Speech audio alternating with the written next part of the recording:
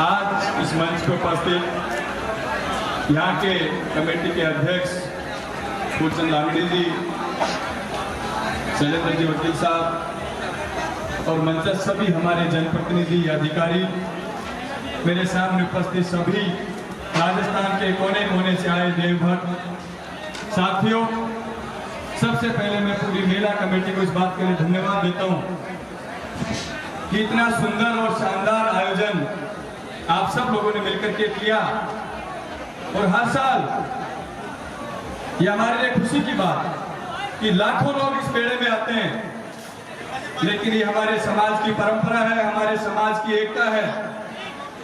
कभी किसी प्रकार की कोई घटना इस मेले में नहीं होती। ये हमारे लिए सबसे बड़ी खुशी की बात। पैदल यात्री आते हैं सैकड़ों किलोमीटर चल करके, उनके लिए जिस तरीके का बंदोबस्त पूरे रास्ते में किया जाता है, उनके रहने का, उनके खाने का, यही हमारे समाज की सबसे बड़ी एकता की खूबसूरती। मेरा आप सब लोगों से निवेदन है कि हम सब लोगों को मिलकर के एकजुट रह करके काम करें। और एकजुटता के साथ साथ अभी आपको ध्यान होगा, आदरणीय सचिन पायलट साहब का 4-5 दिन पहले महुआ में प्रोग्राम, 4 तारीख को, वहां से उन्होंने एक संदेश दिया कि हम सब लोगों को 36 कौम के साथ मिलकर के प्यार प्रेम भाईचारे के साथ मिलकर के आगे बढ़ना। हम अकेले कुछ नहीं कर सकते, सबको साथ लेकर के हम लोगों को चलना पड़ेगा, शांति बनाए रखनी पड़ेगी, प्यार मोहब्बत से सबका दिल जीतना पड़ेगा और दिल जीत करके हम लोगों को आगे बढ़ना पड़ेगा।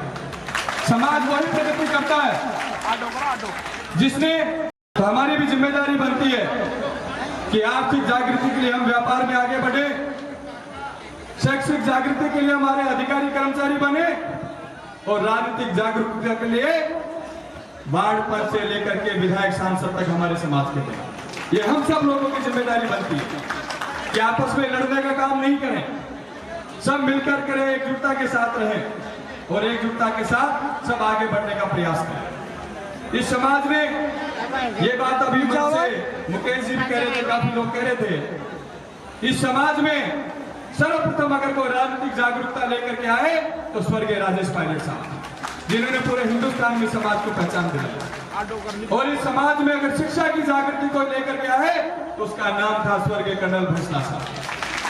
आज उन दोनों महान विभूतियों ने समाज को पूरे देश में पहचान दिलाने का काम किया। हमारे 73 वीर शहीदों की बदौलत आज जिस जगह पे हम जाते हैं, मुझे खुशी है इस बात की, जब पहले सचिवालय में कहीं जाते थे तो नेम प्लेट नहीं मिलती थी गुजर के नाम की, लेकिन आज हर बैच में हमारे आरएस ऑफिसर भी बन रहे हैं, आरपीएस भी बन रहे हैं, और सेवा में भी जा रहे हैं। रीत में भी 1000-1000, 1500 लोग हमारे एक साथ चयनित हो रहे हैं। तो वो देन अगर किसी व्यक्ति की है तो हमारे 73 वीर शहीदों की, कि उनकी बदौलत हम लोगों को 5% आरक्षण मिला और उनकी बदौलत आज हमारा समाज प्रगति के पथ पे आगे बढ़ रहा है।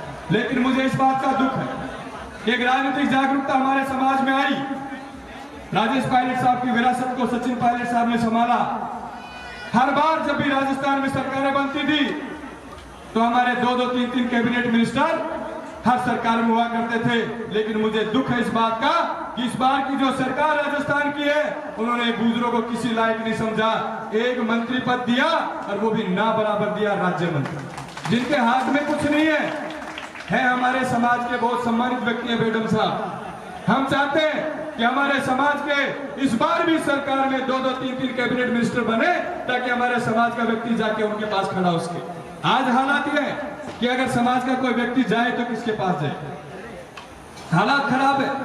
मैडम साहब बेचारे संघर्ष करते हैं, लेकिन जब पावर नहीं हो तो संघर्ष का भी क्या फायदा। उनको भी बनाया तो राज्य मंत्री बनाया। तो मेरा निवेदन है आप सब लोगों से, ये इस बात की जागृति आप लोगों को लाने पड़ेगी। पिछली बार जब हमारे साथ अन्याय हुआ तो समाज ने मुंह तोड़ जवाब देने का काम किया, तो इस बार भी जो पार्टी हमारे साथ अन्याय करे उसको मुंह तोड़ जवाब देने का काम आप लोगों को करना है। राजनीतिक एकता जब तक हम लोगों में नहीं आएगी, राजनीतिक मजबूती जब तक हम लोगों में नहीं आएगी, तो हम जो 5% से हमारे अधिकारी कर्मचारी बनाते हैं ना, उनका संरक्षण कौन करेगा, आप ध्यान रखिए।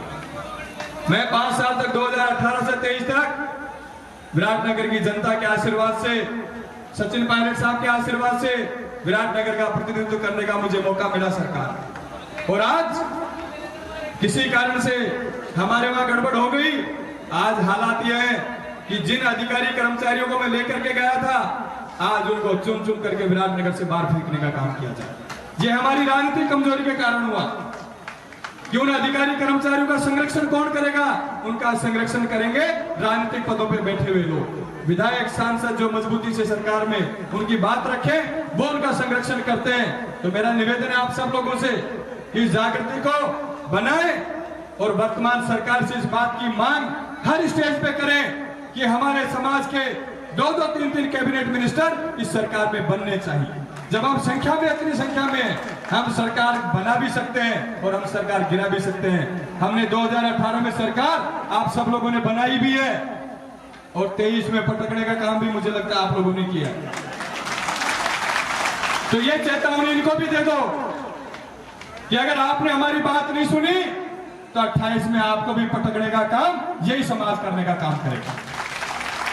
एक राज्य मंत्री, मुझे लगता है 20-25 साल से तो मैं सक्रिय हूं राजनीति में, पहली बार ऐसा देखता है 98 की जब गवर्नमेंट से 98 से 2003 में हमारे 4-4 मंत्री हुआ करते थे। फिर हमारी सरकार आई 2008 में, नहीं 2003 में, तो 2003 में भी 2-2, 3-3 मंत्री हमारे हुआ करते। फिर आ गई आपकी 8 में भी हमारे जो समाज के डॉक्टर जितेंद्र सिंह जी थे, उनके पास 3-3, 4-4 बड़े कैबिनेट मिनिस्टर मंत्रालय थे जिनमें समाज के लोगों का भला हुआ करता था।